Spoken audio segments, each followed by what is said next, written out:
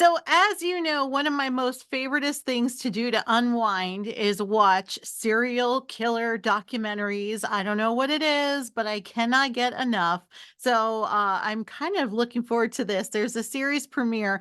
People magazine investigates surviving a serial killer. I've got Alicia Dennis here with me to tell us, what is this show going to be about? Is this going to be my new guilty pleasure or what? I think it might be your new guilty pleasure. Yes. Basically, this is 6 episodes this 6 episodes that focus on survivors of serial killers. And so even if you know about this particular serial killer and you feel like you know everything about this case, you've never heard the stories that these survivors are going to tell and the experiences that they went through in their own words.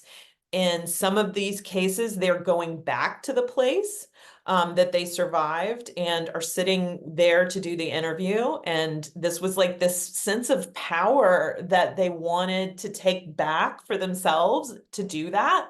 But it's a series like I've never seen before. I can't even imagine Yeah. the emotional roller coaster that must be to go back to where you were captive. That must be unbelievable. Yeah, it's got to be really hard. And, what we did was it's really important to us at People and with our partners and everybody that works on this show to make sure that we're not asking victims to do something that is making them uncomfortable. Well, that they don't want to do. Of course, Mhm. a lot of this makes them uncomfortable, but when we try to put these episodes together, we explain to people that this story is going to be told everywhere. It's going to be in our magazine. It's going to be on our website. It's going to be in this episode on Investigation Discovery, and then it's going to be on Max. Millions of people are going to see it. Is that what you want? Can you do that? Is that something that you're wanting to do? And in every single one of these cases, these women are embracing telling the story just because they feel like it's going to help someone else, it's going to maybe save someone else, it's going to be part of their healing, and then maybe it even helps law enforcement understand how to investigate these cases differently. Mhm. It's so important because I think when we hear all these stories, you never think of the person that got away. But a lot of times, I just saw one.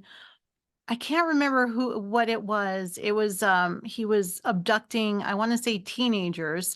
But the one that got away is actually the one that cracked the whole case and helped the police. Right, exactly.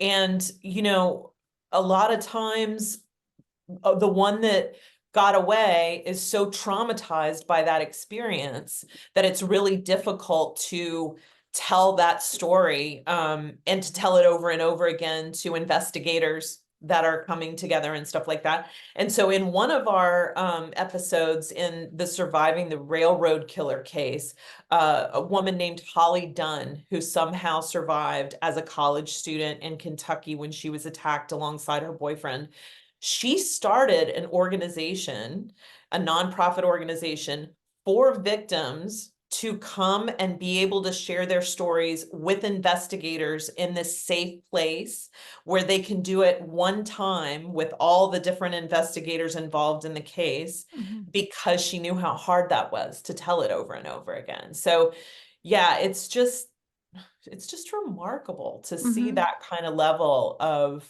strength, really. It really is. So, Yeah. what do you think? What is this?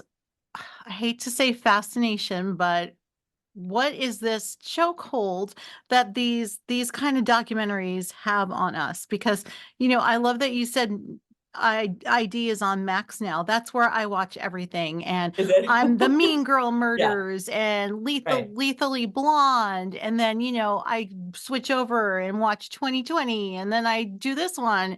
right. What is it? My husband looks at me sometimes on a Sunday when I'm doing chores around the house and he's like, "What are you doing? What is Right. it?" What is it? It's such an interesting question, and I wonder, I mean, it's definitely an escape in a way from what's happening in your life, right? You're being Mhm. transported into this other place. And I wonder too if like sometimes do you spend some time seeing if you could crack the case yourself, like as you're seeing it at the beginning, like maybe there's some detective thing going on for you a little bit. Um, and you're asking yourself when you're seeing the show, like, oh, I wouldn't have thought that, or oh, I wouldn't have talked to that person, but oh, I would totally have done that, where you're kind of putting yourself in it. Mhm. Um, and then I wonder too if it's not about, being somewhat suspicious and interested in people's behaviors. Like that idea that you never know anyone really, Mhm. like who is your neighbor and who is your spouse and all these Right. things I where, know those 2. I right? haven't gotten into those because I'm like, "Oh, I'm gonna start looking at my husband like, why do you have that masking tape? What's that for?" Yeah. Put the Yeah, antifreeze no. back in the garage. Yes, please. I know. Yeah, and Yeah. it's odd because you really think you do know people, and people have a lot of different parts and different faces that they show, and there's a lot of facades that people put up. And I think that when we watch those shows, it's almost like a psychology study where you're surprised and intrigued by human behavior sometimes. Mhm.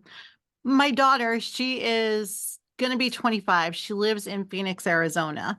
And if I watch one, TikTok too, I mean, you could watch a whole case on TikTok as well now. I will send it to her and I'll tell her, "Watch this."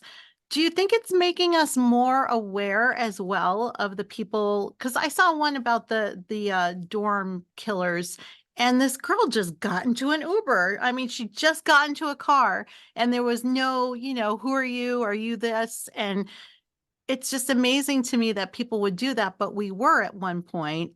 I think does it help us become more aware of our surroundings? I know that the parents of that poor girl, of that Mhm. victim, want us to. I know that then when we interviewed them and they talked about it, they were like, please, let's have this horrible, horrible thing that happened to our family and, took away our daughter, help someone else.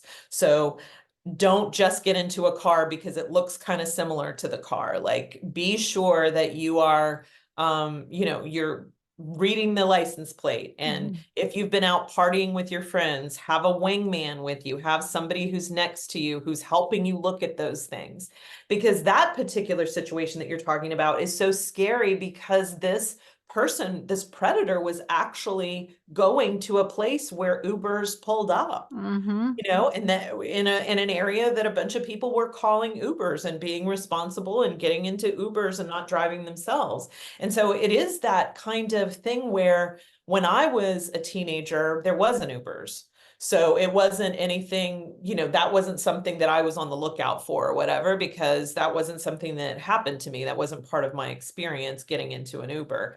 There were taxis, and that was like a whole different thing. But I think there's different warnings that we want to give to our kids Mhm. when we see things like that happen, those tragedies of, is there a way to be safer? Is there a way to look at those things, and prevent Mhm. the horrible, the unthinkable from happening, Mhm. Alicia, I could talk to you all day about every You show I've should watched. I could. I just really could. block out some time. I know. Let's do this. We should have you on the show all the time. I would love it. That would be great. We could like Yeah, do that'd be like great. what do they call it? The quarterback Monday morning quarterback thing where Oh, we go wow. over it. Yeah.